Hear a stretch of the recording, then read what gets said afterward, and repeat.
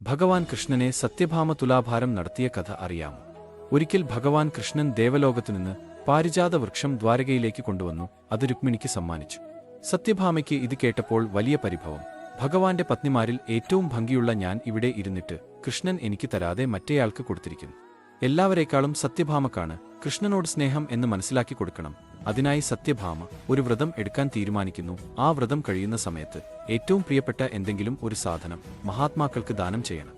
അപ്പോഴാണ് നാരദ മഹർഷി ആ വഴി പോകുന്നത് കണ്ടത്. അപ്പോൾ അദ്ദേഹത്തോട് പറഞ്ഞു, ഞാൻ ഒരു വ്രതമെടുത്ത് ഭഗവാനെ സന്തോഷിപ്പിക്കാൻ വേണ്ടി ശ്രമിക്കുന്നുണ്ട്. അപ്പോൾ അവസാനം എന്തെങ്കിലും ദാനം ചെയ്യണം. ഞാൻ അങ്ങേക്ക് ദാനം ചെയ്യാമെന്നാണ് കരുതുന്നത്. ഞാൻ അങ്ങേക്ക് ദാനം തരുന്നത് എന്റെ ഭർത്താവായിട്ടുള്ള കൃഷ്ണനെയാണ്. പക്ഷേ കൃഷ്ണനെ എനിക്ക് തിരിച്ചു വേണം. അതിനൊരു വ്യവസ്ഥ ഞാൻ പറയാം. കൃഷ്ണനെ ഞാൻ ഒരു തട്ടിലിരുത്തും. ഇപ്പുറത്തെ തട്ടിൽ ഞാൻ എന്റെ സ്വർണ്ണാഭരണങ്ങൾ മുഴുവൻ കൊണ്ടുവന്ന് സമർപ്പിക്കും. അങ്ങനെ തുലാഭാരം നടത്തി ഞാൻ കൃഷ്ണനെ തിരിച്ചെടുത്തോളാം. എന്റെ സ്വർണ്ണാഭരണങ്ങളും എല്ലാം ഞാൻ കൃഷ്ണന് വേണ്ടി ത്യജിക്കുന്നത് കാണുമ്പോൾ ഭഗവാൻ മനസ്സിലാകും എന്റെ സ്നേഹം. അങ്ങനെ സത്യഭാമ വ്രതം തുടങ്ങി.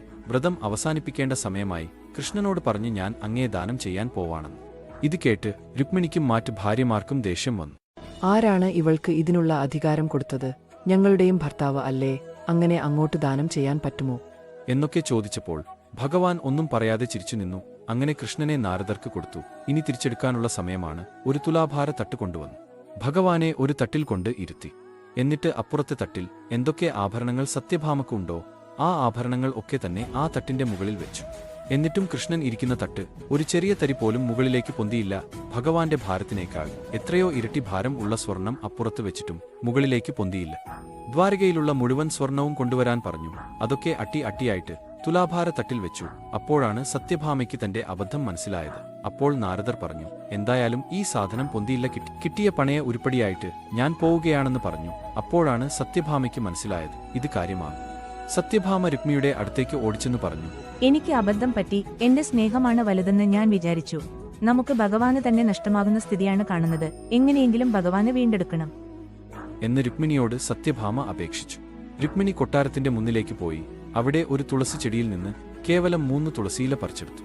ആ തുലാഭാരത്തട്ടിൽ കുന്നുകൂടി കിടക്കുന്ന ആ സ്വർണത്തിന്റെ മുകളിലേക്കായി ആ 3 ഇല തുളസി ഭഗവാനെ പ്രാർത്ഥിച്ചുകൊണ്ട് രുക്മിണി ഇടുന്നു. ഉടനെ തന്നെ ഭഗവാന്റെ തട്ട് പൊന്തി വരുന്ന കാഴ്ചയാണ് കണ്ടത്. രുക്മിണി പറഞ്ഞു, കൃഷ്ണൻ നമ്മളിൽ നിന്നും ആഗ്രഹിക്കുന്നത് ആത്മാർത്ഥ സ്നേഹമാണ്, അല്ലാതെ സ്വർണമോ പണമോ അല്ല.